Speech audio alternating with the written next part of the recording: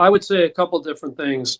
I'll speak in a couple of different capacities. First, within the United States, but then also, as you mentioned, I'm the founder and executive director of CCIJ, the Center for Collaborative Investigative Journalism. So we've been impacted a little bit by the USAID first initial, kind of closure or putting on hold and then ultimately closure. So the first thing I'd say, and this gets to some of the issues that you and Professor Dirk and Dr. Khadija were discussing, is the context of the creation of USAID. And it was started in 1961 under the term of President Kennedy. And if you look at that time, that was one of the periods, his term in office from 1961 to 1963 was the period where the Cold War got to its hottest point. If you remember the Cuban Missile Crisis, the whole world was really wondering, hey, what's going to happen here? And so USAID was created to both, on the one hand, kind of help with the soft power of the United States, and very much in the context of the conflict ideologically with the Soviet Union, to encourage recipient nations to move in more democratic ways. And so I think that's important because I look forward to reading your work, Professor Dirk, but certainly the whole issue of foreign aid, which we've looked at, can have a lot of complexity to it. The things that I would touch on here is that from a constitutional point of view, some people have made this point already, Democratic politicians and different attorneys general in other contexts, but from the U.S. constitutional point of view, Congress has the power of the purse. That is undisputed.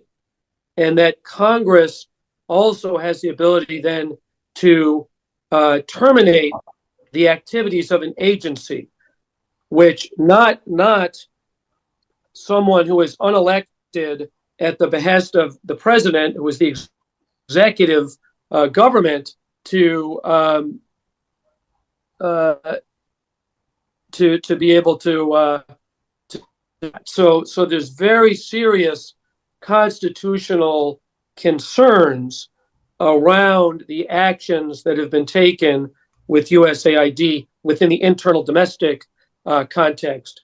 In addition, there's been a very intentional destabilizing of the federal government. So USAID was the first target, but there's been very strong moves in the military to remove some of the top leaders, African-American gentlemen and a woman. Very significant moves this past week. The Department of Education, this fork in the road. Over the weekend, there was this, hey, you need to give us 5 points of what you've done. If you don't, it's considered a resignation. So there's a very strong movement by the Trump administration to very intentionally, if you listen to Russell Vought, who was the head of the Office of Management and Budget, he said, we want to traumatize the federal workers. There's a demonizing of the federal workers. So USAID was the first agency to feel this, but it's happening very widely within the United States. Yes. Now, it's under the orders or advice of Elon Musk, and a lot of people are afraid. Now, Elon Musk and his core is, I forget the name that they're calling them, the tech giants who are now surrounding Donald Trump, are the ones calling the shots, possibly under the carpet, influencing every decision and move of Donald Trump, right?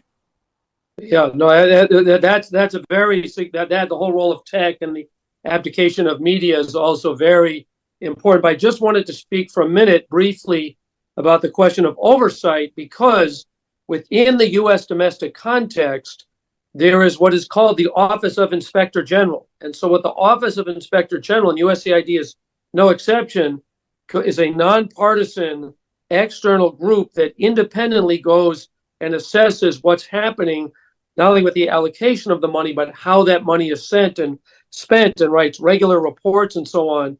And that's another action that President Trump has taken, which has attempted to fire many inspectors general, eliminating that oversight. So that's an important aspect to add, that there is actually a lot of oversight. And then the other thing I would just mention briefly from the context that I know best, which is that USAID has supported a lot of independent journalism in countries throughout the world.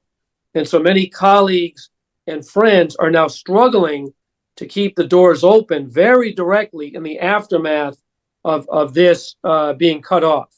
And then the two final points I'd make is what Professor Dirk was saying. I think it's very important to look at the alignment of Scott Perry with and the Republican Party more generally with Donald Trump, and be very skeptical, not ignore evidence, but just be very skeptical of this bombshell claims and then what's behind it around supporting terrorism around the world, because that only feeds into a larger narrative. So I think that's really important. And then for CCIJ, the Center for Collaborative Investigative Journalism, we didn't receive money. We were on track to receive some money from USAID to do some investigative work with the Henry Nomalo Foundation in Botswana, all put on hold. That has budgetary implications for us, not nearly as bad as other places. We also are a recipient of the National Endowment for Democracy, which again got a lot of its money from USAID. So I will be candid and say that we've been impacted in the aspect of my work at CCIJ. That said, I feel quite strongly I would have these opinions independent on whether CCIJ was impacted or not. Thank you. Yeah, so in a minute, what's the future of the work that you've been doing at CCIJ? Now all put on hold or gone until Donald Trump leaves office, come to in the next 4 years? Yeah, we have a quite a strong ethics policy, and the way we do our funding, government money is a very small percentage of what we do. So we, for this year, should be okay. That was a small percentage of our budget. We're working to kind of adjust and so on. My point is just that there are many organizations that do independent investigative work in very challenging circumstances with far fewer resources than what we're able to have at CCIJ, being based in the United States. And so between the pullout of government money and then the Soros Foundation, Open Society Foundation, really shifting its emphasis on journalism, many of those organizations are struggling to keep going. And that just has really negative consequences, in my opinion, for the prospect of independent journalism and the democratic fabric that independent investigative journalism can contribute to. I hope that answered the question. Yeah, definitely. Which means if you want to succeed in journalism, in the present day journalism, you need to either be aligned to the government if you want to get more funding, or be on your own and take risks, looking at what's going on. I don't know. Yeah.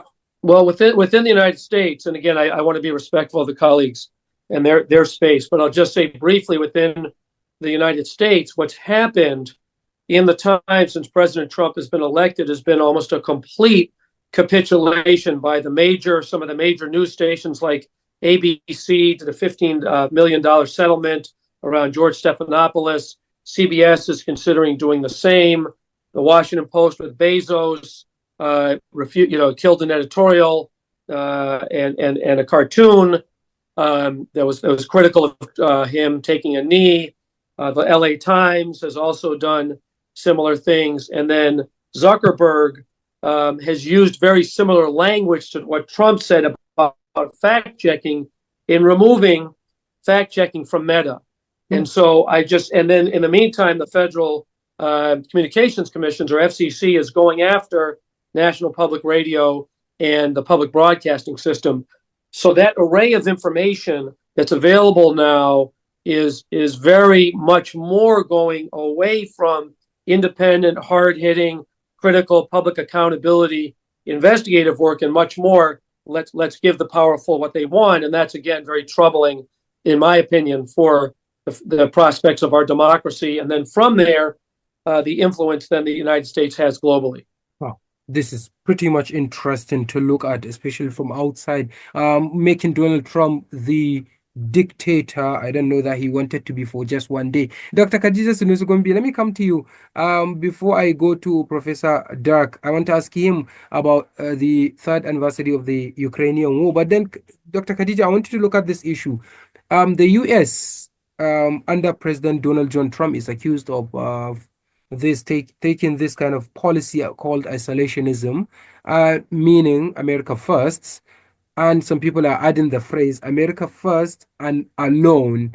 And that said, or that's been said, America is leaving a lot of gap in Africa, which is now being filled in by America's adversaries like China, like Russia in Africa. So, what could you say as an international relations scholar here and as an African?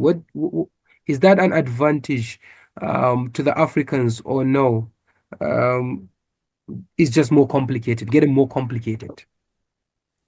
Well, I think we'll look at it from both angles, especially when you look at Trump's policy towards Africa. You will see that it has been, we could say that it's marked with neglect, right?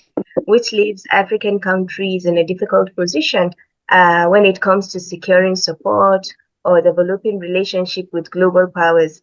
And then when you look at African leaders historically, you see that they had to balance their relationship with global powers towards either the US, right? Or towards the East when we talk about China or even with Europe and so on. So if you look at under the Trump administration, you'll see that Africa might have to look elsewhere for partnership, really, because whether it's with China or with Europe, because when you talk about regional powers, imagine regional powers, especially when you're looking at BRICS, right?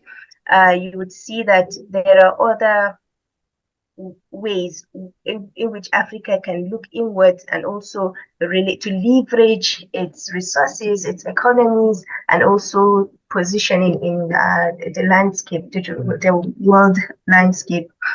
Now, and then we still have to talk about filling that gaps between the what the USAID has left. I want to go back to that because when you talk about a number of things left undone, especially when you talk about the health sector and so on, you will see that the national government has to revisit its national budget again so as to balance or to fill in the gap left by the USAID and so on, and the contribution it gives to the health sector or even education and even the agricultural sector. So that gap is really going to be challenging for countries in Africa. And so this is one area that also African countries must look at, must see how they can look inwards to get more resources in order to channel them to achieving better livelihood. Okay. And then, Yeah. yes, I think so much for Trump administration. When you look at not just Africa, when you look at the Middle East policy, the Trump policy on the Middle East, you see that it clearly shows it's a pro-Israeli stance, and it also shows that the conflict will definitely continue. And when you talk about the China Belt, right? Yeah. The road initiative for Belt China, and Road you see that Initiative. a number of African countries and Asian countries are embracing this, right? So already Africans are focusing on other powers in order to relate well. And this is thanks to Trump with his strict policies and so on. So this is really something interesting for international scholars of international relations to see that power is actually shifting and it's becoming more interesting day by day. Wow, I would like to get the perspective of Professor Durkee and Kosh on this matter. How are the Europeans reacting, seeing one of their biggest allies, aka Africa, is now shifting towards the Europeans? I mean, towards the Chinese and the Russians. Yeah, my mother always tells me that a crisis is also a chance. Huh? I have a very wise mother. Huh? Oh, fantastic. So, and I hope that the funding crisis that now will hit certain African countries, especially health, education, agriculture, actually will not lead from one dependency to another dependency. That you say, oh, we're not getting the money from the US anymore, now let's turn to another donor. No, I think Nigeria is a rich country. Huh? I think there's a lot of money floating around. So it's also a question of seeing, how you can redistribute it a bit more equally within the country instead of exchanging one dependency to the other. And I think Nigeria, you're a very proud country, very proud people. Yeah. And as long as you keep on receiving funding from abroad, you always have to make compromises. So yeah, this is my mom would say this crisis is also an opportunity. Yeah, opportunity for Nigerians or what? Yes, definitely to see how you can take better care of those people, the most more marginalized people in your own country, with less foreign support. I think it's not fair, how it's illegal almost how it's now currently being done by the US. Just breaking open existing contracts and not delivering on promises made. So I think it's not fair what's happening, but let's make the best of a bad situation. Yeah, you've been to Nigeria. Of course, you worked in Nigeria, and you know how rich Nigeria is. Unfortunately, it's an open secret. Everyone knows that Nigeria has been battling, grappling with bad leadership. You know that. We know that. Professor Jeff knows that because he has also been to Nigeria. But the I problem think here, it's not, yeah, if Dr. I may, I think it's not just for Nigeria, but if you look at historically the African countries and especially the economic independence for African countries, you'll see that it has a combination of historical and political and even structural challenges that you cannot just say that we could break out of that dependency so easily. It's very tough to do, Yeah. especially when you look at the reforms and when you look at the investment in education, industrialization, and even the global trade, right? When you look at the balance Trade imbalance. between, so is it really, there's no fairness in it. And so African countries are still not that in the greater picture when you talk about being independent, working on their own to actually do things by themselves and so on. We would like to see African countries, especially Nigeria, spearhead that independence for Africans and do better. Nigeria has tried to do some of these things when you talk about the technical aid corps and how it is benefiting other African countries and the Caribbean and Pacific, right? But then when you talk about in comparison with what China does to other countries or what United States or even the France and United Kingdom does to other countries, you would see that African countries still have a long way to go when you say that, okay, they have to break free from this receive aids and so on. And some people would say It's kind of a difficult task. Yeah, some people would say they have to break out of this cage, put them off that they have been forced to be in. Before I go to Professor Jeff, one no, I'm just putting out the words of people, what should I call it? The sentiment that people are putting out right here in Nigeria. Dirk, I want you to address this in a minute or so before we move to Professor Jeff. We are drawing towards the end of the program. A lot of people are criticizing because I want to link it to what I started saying earlier. You said Nigeria is very rich, no doubt about that. It is very rich, but then there are very bad leaders who don't care about the well-being of their own citizens. Corruption is endemic. Almost virtually everything is not going the way it's supposed to. But then the critics here, especially from the academia, are saying, no, we should not blame our leaders. Some of them are saying we should blame the Europeans that are still controlling the leaders and the leadership. They dictate who becomes Nigeria's president or not. And that whoever he is has to go to one European country or the other. Mhm. Yeah, I've heard that often, in Nigeria, but also in Congo. And I understand where this is coming from, this feeling that external powers are dominating. Because, I mean, the Belgians, they were complicit in the murdering of the first prime minister of Congo, and then also in other countries, the CIA supported coup d'etat.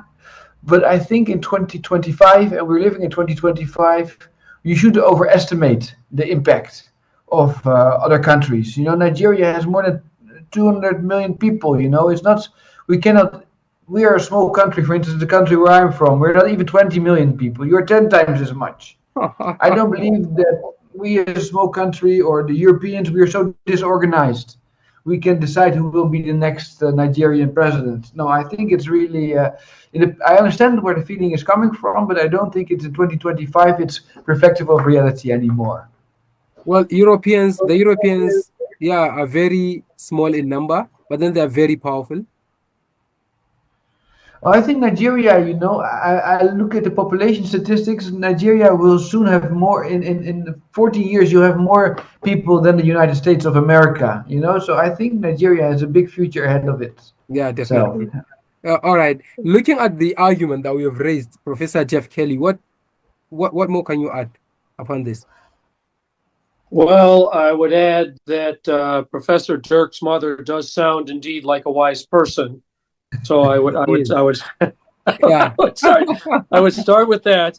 But I would say that at CCIJ, the Center for Collaborative Investigative Journalism, under the leadership of Ajibola Amzat, he's done a fantastic job over the past 2 years of building up our West Africa hub to the point where there are about close to 100 journalists, largely from Nigeria, but also from other English-speaking West African countries. And that group, at the end of 2023, when we shared some different story possibilities, they said they wanted to dig into the Nigerian elections.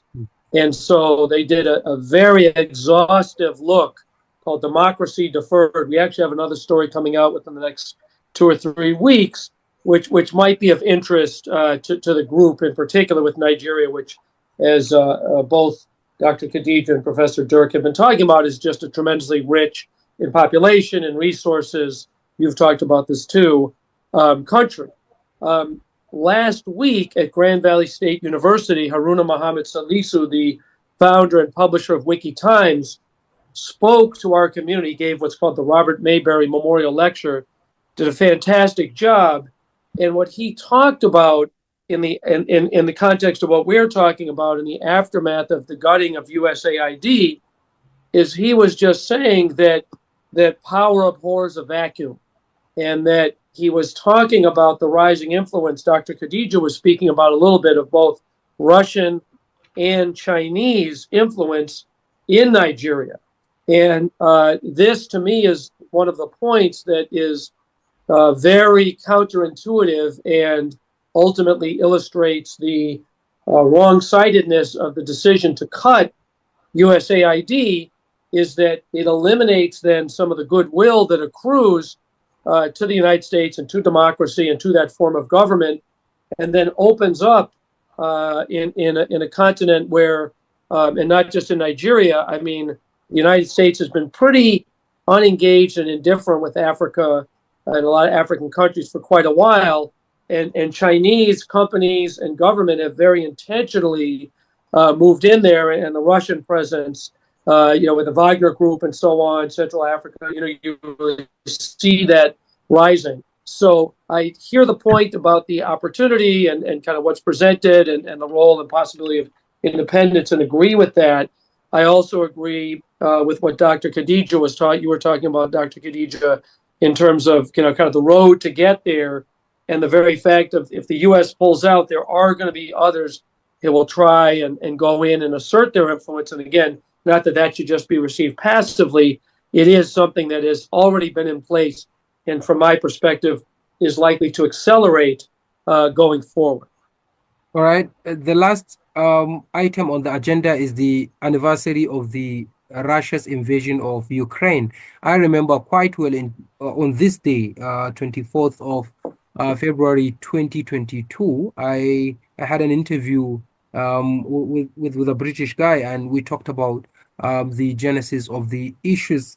Right now, it feels still fresh. Dr. Khadija, if I start with you, as an international relations scholar, how do you see the war going on so far and how it has shaped or reshaped, if not changed, the global order? I think being 3 years, it's a critical moment for reflection, especially when you look at the effects it has on global politics and also on the economy at large. When you look at global power and the shifts, when you look at the alliances, you would see that okay, yes. So when you look at primarily the USA and the Europe, you would see that on one side we have Russia, on the other side we have China, right? And we have the conflict continues to persist.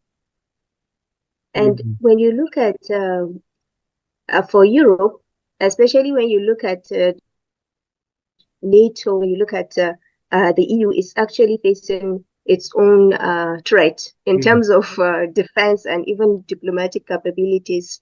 When you have new alliances like the BRICS, right? And then we have crisis of resources. When you talk about the impact that is the world is facing around the consequences of the Russian invasion. We too have been affected by the rising costs. Yes, the rising of, when you talk about wheat, especially for Africa, when you talk about gas, you would see that there are a number of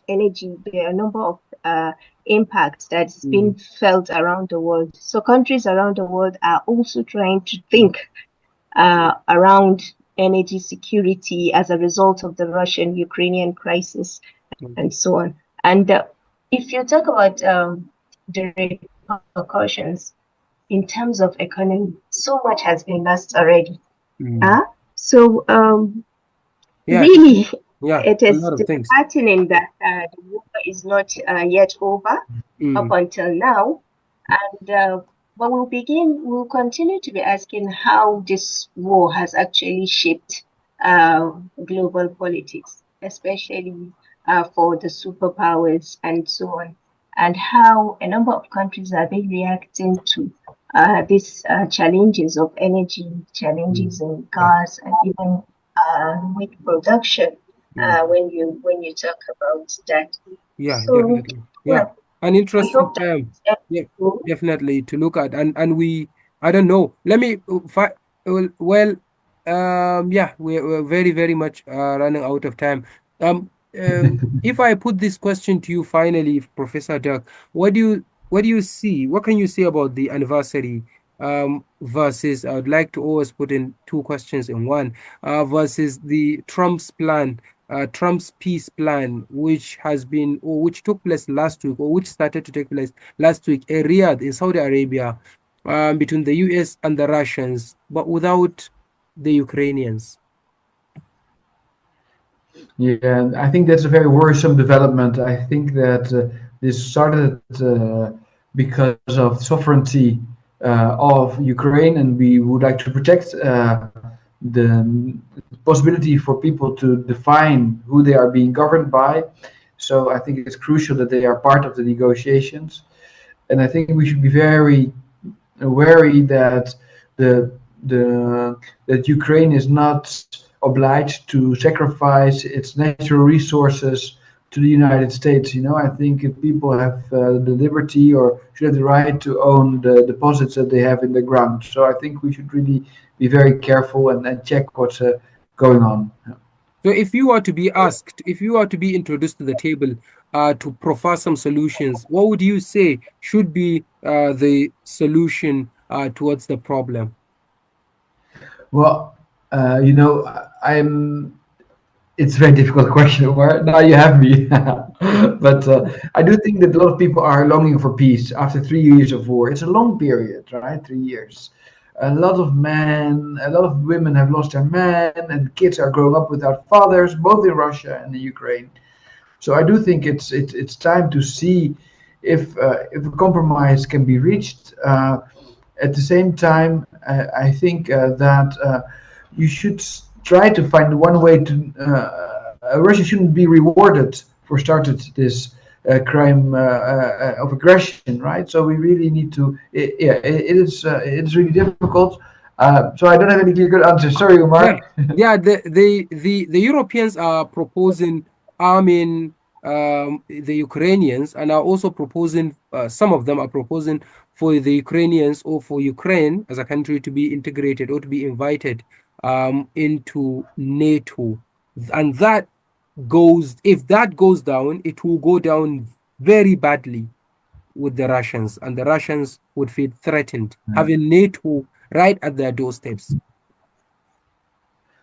Yeah, indeed. And there's also plans to integrate them in the European Union, and I think that would be a wise move. Yeah, they are part of the EU, as far as I'm concerned. So it's more complicated than we think. There is no straightforward solution to it. Very intricate. Yeah. Well, thank you very much indeed. Professor Jeff Kelly just put it in the chat box that he had to go. I absolutely feel honored having all of you on the show, sharing your incredible ideas with me and my viewers and my listeners. I really can't thank you enough. Thank you very much, and very nice to meet you, Dr. Khadija. Thank you. Same here. Okay, bye Yeah. bye. So before we go, I just want to do something that would make my fellow Nigerians happy. Professor Dirk, what incredible things can you remember about Nigeria? I remember especially that everybody was calling me Oyibo, Oyibo, and that I ate for the first time in my life the head of a goat head, and I can only eat it in Nigeria. Oh, that's good. That's good. And the draw soup, I love your food. I really love your food. Yeah. So you love our food, you love our culture, we respect a lot of people. Yes, and I'm hoping to come to the Kano University and come to your radio station soon. Yeah, very You're well. most welcome. It's called Bayero University, right? Or how is it called? Yeah, Bayero University, Kano. Yes. Okay. Yeah, Yes. definitely. I hope to see you there. Yeah, we will be there Most to welcome. receive you. Forward to meeting Dr. you. Khadija teaches at Bayero University, Kano, Department of International Relations. Good. Excellent. Thank you. Bye-bye. Bye-bye. All right, So, bye. on behalf of everyone that has contributed to the production of the show, my name is Umar Isa Dandago saying thank you very much indeed, Professor Dirk Yankosh, Dr. Khadija Sanusugumbi, and Professor Jeff Kelly. I wish you all the best, and I see you very, very soon. Goodbye. Bye-bye.